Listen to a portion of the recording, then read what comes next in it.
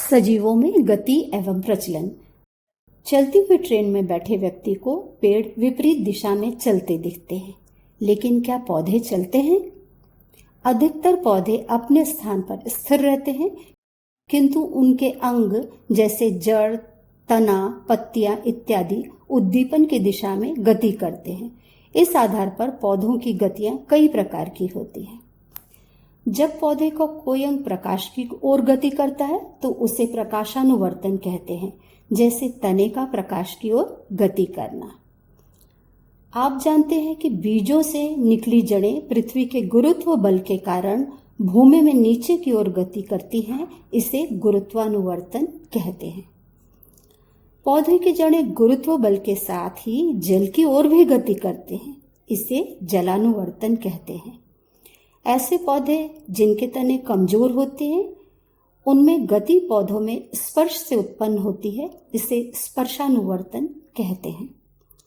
छुई मुई की पत्तियों को स्पर्श करने पे वे बंद हो जाती है, इसे कंपानुकुंचन कहते हैं। आपने अपने आसपास बहुत से जंतुओं को अलग अलग तरीकों से प्रचलन करते देखा है। एक कोशिकीय जीव अमीबा में प्रचलन करने के लिए पादाप बनते हैं और इनकी सहायता से ही वह पानी में तैरता है। पैरामीशियम में प्रचलन के लिए पूरे शरीर की सतह पर चारों ओर रों जैसी रचनाएं पाई जाती हैं। इन्हें सीलिया कहते हैं। इन सीलिया की सहायता से वह पानी पर तैरता है। केंचुए में प्रचलन के लिए शरीर में लंबी लंबी पेशियां पाई जाती हैं। इन पेशियों के संकुचन तथा शिथिलन के कारण ही उसमें प्रचलन होता है। घरेलू मक्खी तथा मच्छर पंखों की सहायता से उड़ते हैं। पंखों में गति इनसे जुड़ी पेशियों के कारण होती है। कशेरुकी जंतुओं में चलन कंकाल और पेशी तंत्र की सहायता से होता है। मछली तैरने के लिए पेशी युक्त पूंछ तथा पंखों का प्रयोग करती है।